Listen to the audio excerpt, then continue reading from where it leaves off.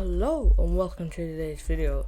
We're going to be making very tiny create mode contraptions. These contraptions make rotational power, and we're going to see what's better, Stirling engines or steam engines. So this is the first idea I first came up with. Reactor fuel in this. You want to make sure your reactor fuel doesn't finish. Maybe have like a system that checks, and this makes around 4,000 stress units. I mean, it is totally silent, you can't hear anything, and you can probably optimize it more by getting rid of some of the boiler heaters like this. Now it's 4,096. Let's see how much boiler heaters we can get rid of. And it's now at 4,096. So I would still suggest putting it back, the boiler heaters, until you get like purple, because blue is really unsafe to work with. There we got the steam engine.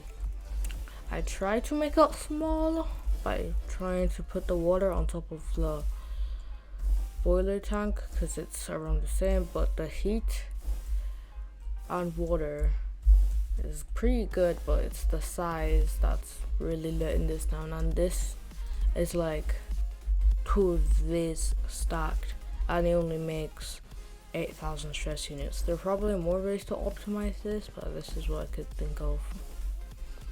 Really nice looking design, but not that practical. Then we come up to the fourth one, which looks somewhat identical to that, but has more Stirling engines. This is around the same form factor, so 1, 2, 3, 4, and this is 1, 2, 3, 4. That's smaller, and it produces more stress. This is 6,000 stress units. This is 4,000 stress units. Oh no, this is the first one I made. Yeah. This is the first one. This is four Stirling engines, 4,000 stress units, and then we have this one, which is 6 Stirling engines and a little bit bigger, 1, 2, 3, 4, 5. But it produces 6,000 stress units. You could stack two of these on top of each other, or make more Stirling engines and outcompete this. I mean, we could do that right now, so because it's pretty simple to make. I'll do a tutorial on this, so let's go. So what you first need to do is place down your reactor fuel rods. You want them on the same level as your Stirling edges are gonna go. Oh, I'm just trying to follow this so it can look good. Then you get your reactor heat vents. You want to place that at the behind. Then and in front you want to place reactor fuel inserter. That's where the nuclear fuel goes in. Boom boom. Then you want to get some heat pipes and just put that around. Oh, I am making it backwards, so I should swap those around. Yeah, I should swap those around, because this is where the energy is gonna come from. Yeah. So just have this in your base. Boom, boom, boom, boom, boom. Boom, boom. Boom, boom, boom. Then you wanna add the heat pipes. Then you wanna add Stirling engines. They generate heat from rotational power from heat, so you want to place them in this way. You want them to face the other way, so let's do it this way. So just place them at the sides, so they're much more easier. This is basically it, but we're all adding ease of use stuff now.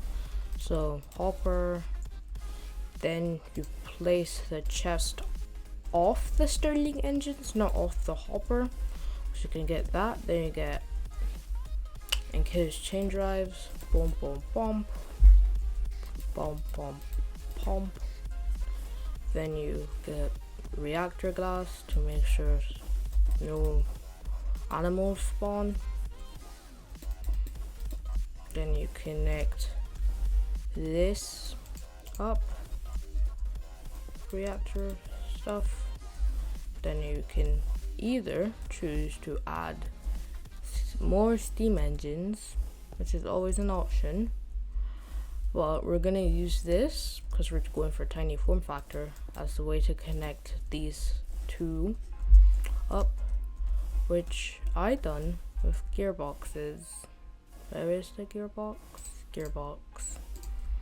So I just put one here, and I just pick a side depending on what rotational output I want. So I'm gonna do this so I can combine it with this later.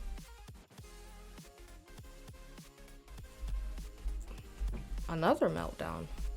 Oh, I see why.